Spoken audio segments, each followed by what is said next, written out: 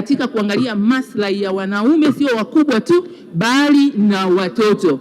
Na hapa Mheshimiwa Baba Levo tunatarajia kumteua awe balozi wa wanaume.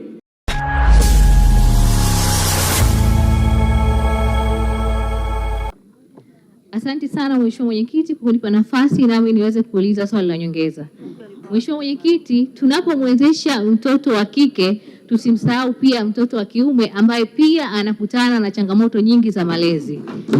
Je, serikali ina mpango gani maalum au mkakati gani maalum wa kuhakikisha kijana wa kiume anajengwa na kulinda ili aweze kuja kuwa kiongozi bora na baba bora wa kesho?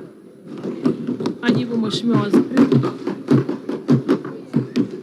Asante sana Mheshimiwa Mwenyekiti, nampongeza sana Mheshimiwa Fatma kwa swali lake la nyongeza zuri ambalo linapenda kujua ushiriki wa watoto wa kiume kwenye masuala haya ya malezi na makuzi.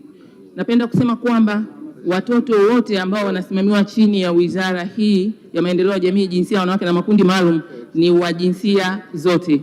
Na katika mikakati yote tunapotamka neno mtoto wa kiume anakuwa ni sehemu. Mfano, tunatekeleza mkakati wa vikundi vya malezi vya wazazi.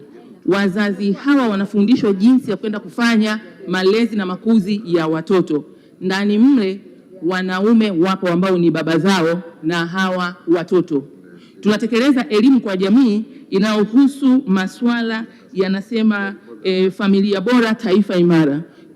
Tayari wazazi ambao wameshiriki kwenye hii program au hii kampeni ni kama 550,000 hivi, lakini kati yao 157 na pointi ni wanaume. Kwa hiyo tunawafikia watoto hawa kupitia wazazi wao wa kike na kiume.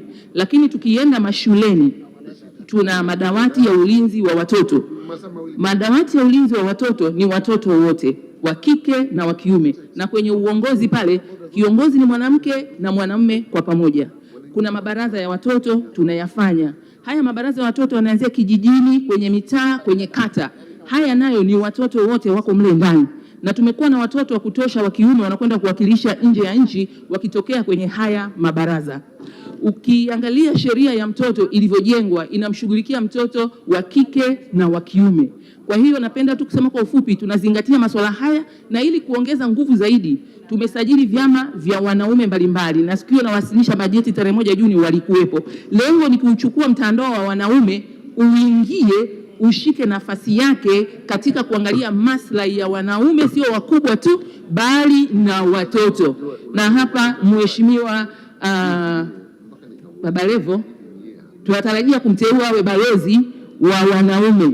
Lengo ni kwamba kupitia uwezo wake wa kuzungumza nao na kushirikiana nao watuletee zile hoja, wapi tuna miss point katika kusuka mikakati yetu. Hili linakwenda sambamba na Mheshimiwa Kampala pia.